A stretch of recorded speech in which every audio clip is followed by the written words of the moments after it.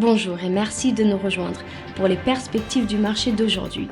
Thomas va nous rejoindre, puis la salle des marchés, pour nous parler des dernières évolutions. Thomas ? Le réseau qui alimente la deuxième crypto-monnaie la plus populaire détruit intentionnellement une partie de sa propre offre. Depuis août, Ethereum a réduit de 65% sa monnaie, l'Ether.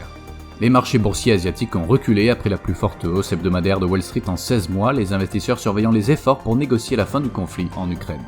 Des responsables américains et britanniques ont donné le coup d'envoi de 2 jours de réunions visant à renforcer les liens commerciaux, soulignant l'importance de la coopération transatlantique à un moment où les alliés occidentaux augmentent la pression sur la Russie. La dernière session a vu les actions Facebook perdre 1,8%, l'indicateur stochastique d'un signal baissier.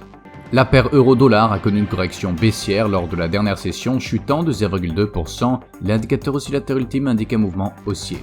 Le cours de la paire livre sterling-dollar est resté largement inchangé lors de la dernière session. Selon l'indicateur stochastique RSI, nous sommes dans un marché suracheté. La paire dollar australien-dollar américain fait une légère correction à la baisse lors de la dernière session, perdant 0,2%. L'indicateur MACD indique un mouvement baissier. La production de la construction en eurozone sera publiée à 10h GMT, l'indice Redbook des États-Unis à 12h55 GMT, la confiance des consommateurs de l'Irlande à minuit 1 GMT. Le taux de chômage de la Finlande sera publié à 6h GMT, le stock API hebdomadaire de pétrole brut aux États-Unis à 20h30 GMT, la vente aux enchères des obligations à 52 semaines aux États-Unis à 15h30 GMT.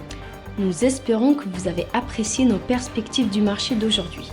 De la part de toute l'équipe, nous vous souhaitons une journée de trading productive. N'oubliez pas de nous rejoindre la prochaine fois pour toutes nos analyses des derniers événements et nouvelles sur les marchés financiers.